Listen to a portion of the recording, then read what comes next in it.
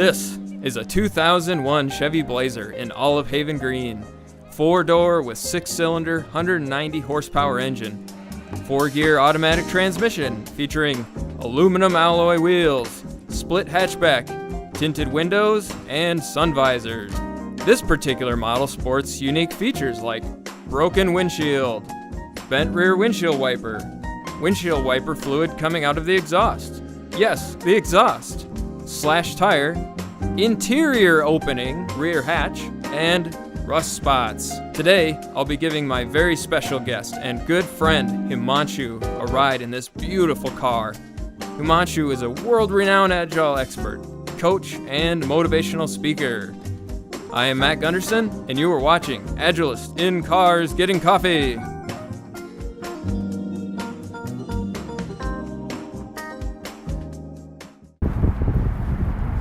Hey, Himanshu. Hey, Matt. Good to see you. Good to see you too. How are you? I'm good. How have you been? I've been doing great. How are you doing? Very good, very good. What are you up to these days? Well, I just thought I'd treat you out for coffee today. Oh, sure.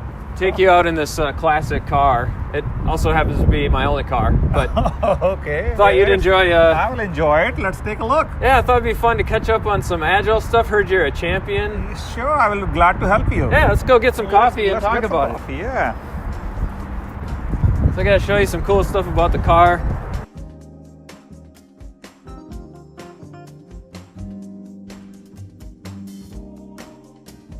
We got the windshield wiper fluid coming out from underneath here and there. I see there. Yes. Yeah, that's classic. It's great. And you want to maintain that Woo! way. We're done. It's cold. Let's go. All right, let's do it.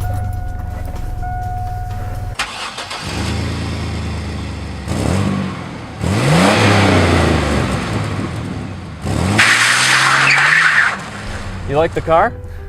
I mean, I like the car, but it's serious. You need to have the safety issues taken care of by this. Oh, what's wrong with it? Oh, come on. What's working in this? The windshield broken, the backlash doesn't work, your power windows goes down. Check this out. Oh man, you don't have mirror in the visor here? What's going on? Two to match. You took it out? Or what's going on there? Yeah, so that was a funny story. The light wouldn't shut off, and it actually drained my battery, so I just had to rip the mirror out, and then the other side, same thing happened, so no mirrors anymore. Man, there are so many things wrong in this. What will it take to fix all of these? Yeah, I don't know. I'd say $300, something like that. Are you kidding? Are you really serious? 300 will give you nothing. Look at this. If you take the car to a dealership, I mean, as you know, dealership charges roughly around more than $100 per hour. See, the car with so many things needs to be fixed, that will take at least 2 to 3 days. Plus, you have to buy all the new parts. I mean, overall, we are looking for more than $3,000 here. Holy cow! Yeah, I didn't think it'd be $3,000, but I still think we might be missing something in the cost. Perhaps we can break down the work into smaller chunks, and those chunks we Agilists call it stories. I see what you're saying, because like there's literally so many things wrong with this car that just to estimate all the work, you're saying it would be too hard. So if we broke it down into stories, like the windshield or that hatch back there, you're saying that would be a lot easier to estimate, huh? Yes, I mean, you have to break it down. There are multiple things being wrong. So we need to prioritize based on the business value, which adds the most value to you first. We'll start tackling in that order. So that. Oops. Let us say, imagine there's a big project. In this case, your car is a project. It's epic. Because it's an epic piece of junk, right? It is an epic piece of junk. But more seriously, if you think about this, so we will call this the whole car as an epic, but we talked about the things being wrong. So for example, windshield or backlatch or power window that's not coming down, or you make so much noise when the heat is on. Each of these pieces will be called a story. And then from that story, we will provide the business value. Hey, which one needs to be done first? And from there, we will do the estimation based on these cards, which is called poker cards. Ah, okay. That makes sense. That sounds like something fun to do over coffee, don't you think? Yeah, let's get some coffee and we'll talk more about this. All right, sounds like a plan. All right, that was good. And That was a good one right there. I think we are moving in the wrong direction. That's all right. We'll figure it out. Oh, are we going east? Yes, we are going east. Okay, I'll turn around. Yeah, you're. All right. I think we're actually going to the coffee shop now. Okay, let's get some coffee. Yeah, let's do it. I am thirsty. You like coffee? I like coffee. Do you? Yeah, we solve a lot of problems over coffee. Yeah, good deal.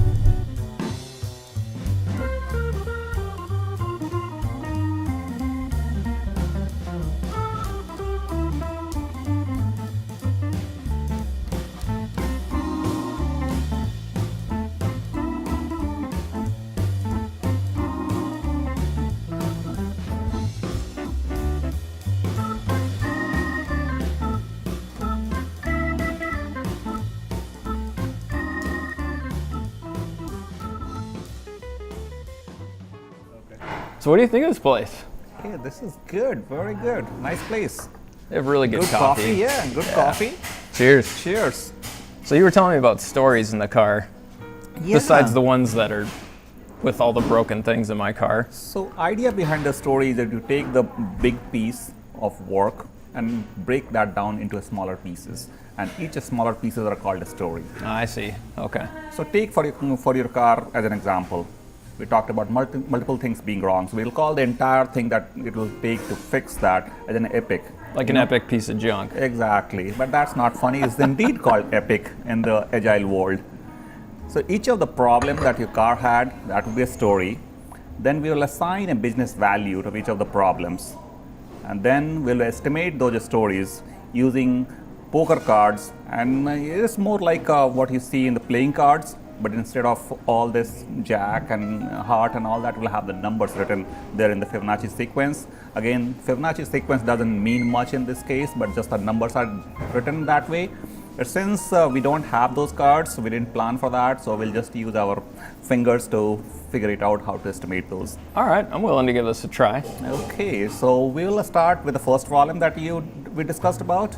That was the windshield that Sure. was broken. Okay. So let us just take a minute, think about this, how much it will cost that, since the numbers will be high and we have only 10 fingers. So we'll assume, or let us assume that one finger corresponds to $100. Okay. So if you have like 10, I'll assume that you're talking about $1,000. Fair enough? Okay. Let's do this. And the count of 3, we will figure it out. We will estimate how much it will cost to fix the broken windshield. All right. Okay. 1, 2, 3. 3. Hey, we Okay. both said 3. Yeah, see, So we both think it's like $300 then, huh? $300. So I think we agree on this, and this hopefully that will be the cost, and we'll actually, when you go and do the work, and we will see it should be close to that. Okay. Okay. So windshield, that's pretty easy to figure out. What That's- about something more complex like that broken hatch? So now, using the same practice that we just learned, let us try to estimate this problem, or this story in this case, how much it will cost to fix that. Okay. Let's do Are it. you ready now? Yeah, let's do Okay, it. let's do it. And count of 3. 1, 2, 3. 10? You saying it's $2,000. $2,000? Yes. What? How did you come up with just $300? Well, figured I'd do the work myself. Probably just pick up a part from a scrapyard, and I don't know. Shouldn't cost that much, right? Well, in my estimate, what I'm thinking that you will get this work done at the dealership, Okay. and plus you need all the new parts. So combined together, I thought it will cost you $2,000. Seems a little high, but I guess, one thing I didn't think about was there is a risk that I actually can't find that part at the junkyard. And so, there's a risk that I have to buy a new part anyway, so I guess I didn't think about that aspect of it. So, and not really sure I actually want to do that work myself, because I wouldn't do it right. So, okay, I'm following your assumptions. Maybe we should try to re-estimate that. Yeah, you really underestimate that. I think we should give another try and see what should be the estimate for fixing this rear latch. All right, I'm ready. Okay, Want ready? to try it? Okay, yeah. Again, count of 3. We will see what are you estimating and what mine is. Okay, Okay. ready? Yes. 1, 2, 3. Hey. Hey. Cheers. Cheers, man. That works. Yeah, that worked. You're getting it. All right. Okay. So holy cow, you're telling me, I guess we together figured out it's gonna be $1,000 for the hatch. It's gonna be $300 for the windshield, plus everything else that's broken. So I better start saving some money, huh? Yeah. You know, I like this poker card playing idea, but I bet we could make it a lot easier by cutting out a couple steps. You know, I bet. I mean, we already forgot the cards, so we obviously don't need the cards, and seems like we could kind of modify this process a little bit, make it a little bit easier. What do you think about that? So you want to change the process. Yeah. Matt, my friend, let me tell you some story about shuhari. Whoa, shuhari. Yeah, shuhari is a Japanese term. It's used in the martial arts or Japanese martial art techniques. We can use the similar techniques in the agile process too. The shuhari, if you look at this, is made of 3 words, shu, ha, and ri. And I will tell you how that works and how you become better at following certain principles that shuhari teaches you, and that can be applied in agile principles too. So shu is the first term, as you can figure that out, is the first thing. Here the student is learning how to become, how to follow the techniques that teacher is teaching. So mastering the process. Mastering, just following the rules. So what teachers tell you to do certain way, you just try to do it exactly the same way. Got it. Wax on, wax off. Yes. So after shu, we move to the next stage, which is called ha. Okay. Here you learn not only from your own master, but learn from the other sources too. And then you try to interact with others and try to form a new technique for yourself. Okay. That makes sense. Okay. And then finally comes the third stage, which is Ri, which is the ultimate stage. Here you're not learning from others, you're learning from your own. You are just expanding your knowledge, your vision, and you're trying to teach others. You're adapting your techniques to what you have already learned to the new ones. Okay. So, Matt, you have just came to know about how the whole agile technique works, and you're already talking about changing the process. That's too soon. Okay. I think you're still, I believe, here at this very shu stage at this time. So first, you should learn the mastery over this before you start making your own process that will work for you. Makes sense. So I should probably get my car fixed, and B, let's learn this new process first before we try to change it, huh?